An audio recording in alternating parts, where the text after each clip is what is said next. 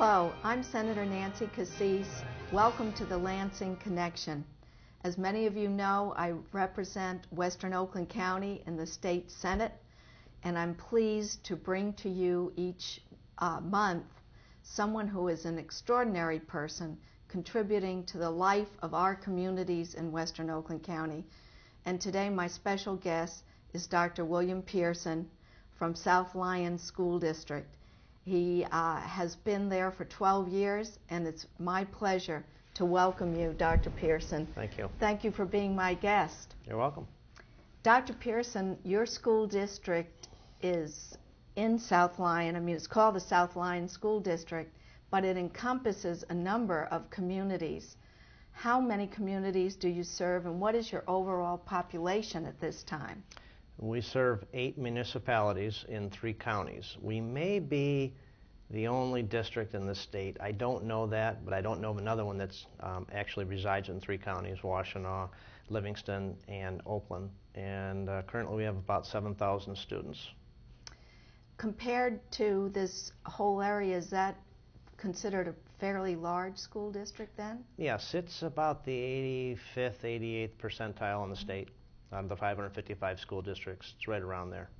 And you've been growing.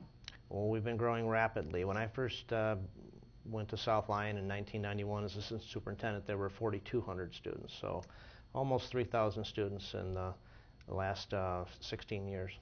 So under your leadership, have you built some new schools?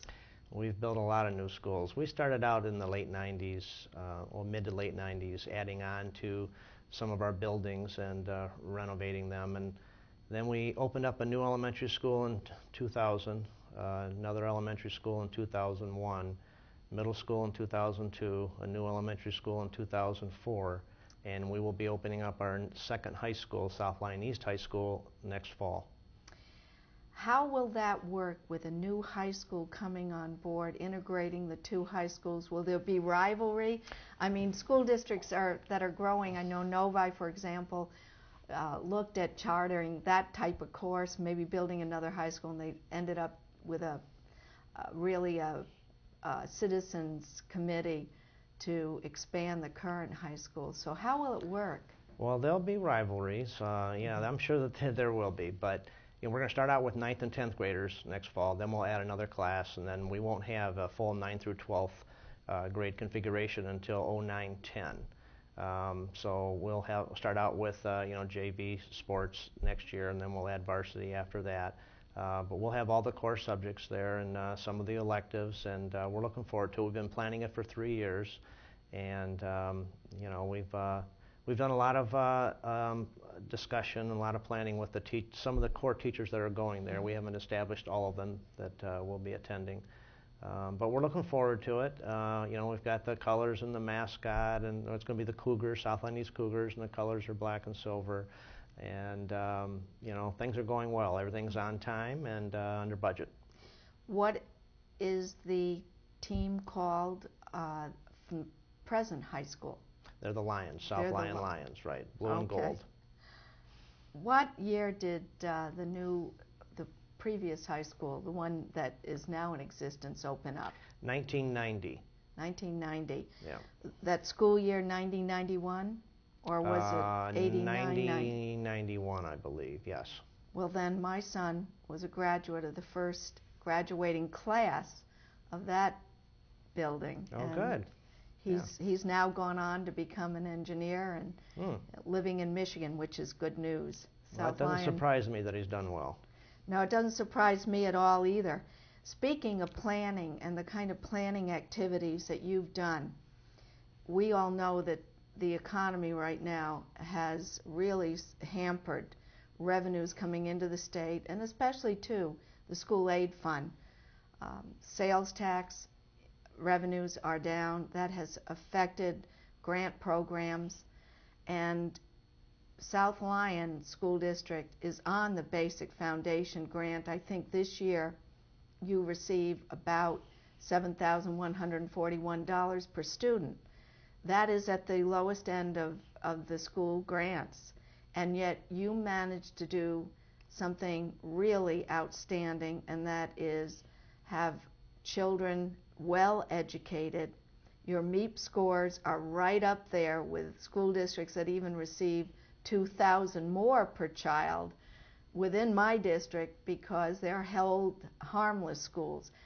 How do you do this, and how have you managed to look ahead to ensure that you would be prepared even in this economic downturn?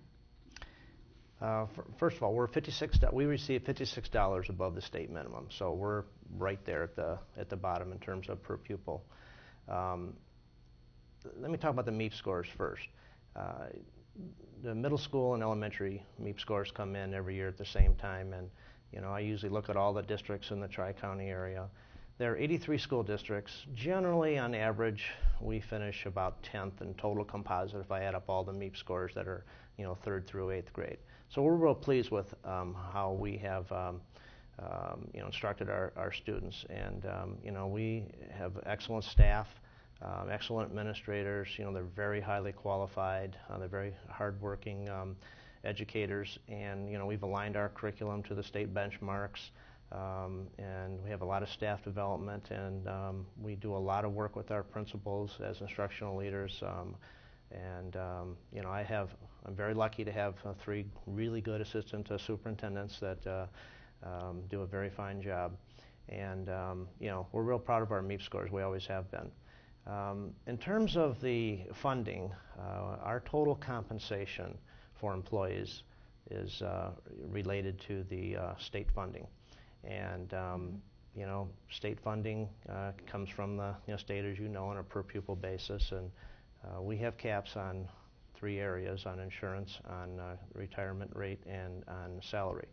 And our employees are paid 75% of the per pupil increase. We have a retirement benchmark that we have put in place years ago, and if the retirement rate is above that, the employees pay the difference. If the retirement rate is below the benchmark, then they get the corresponding dollars. And over the last 9 years, the employees have received off-schedule payment of about 1% with that retirement rate set up. And in terms of the salaries, about 2.5% the people have received, the employees have received, which is the state average. So we're real fortunate to have those in place because it has brought us stability. We're able to budget, and we're able to do long-term budgeting, and that has helped us immensely.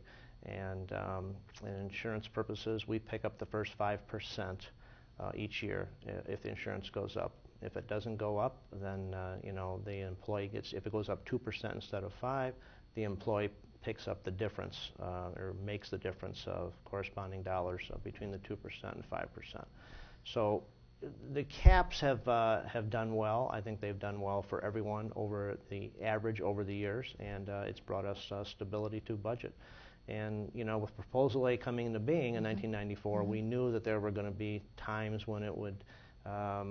Things would be going well for the state and money would be flowing in, and then times when it wouldn't.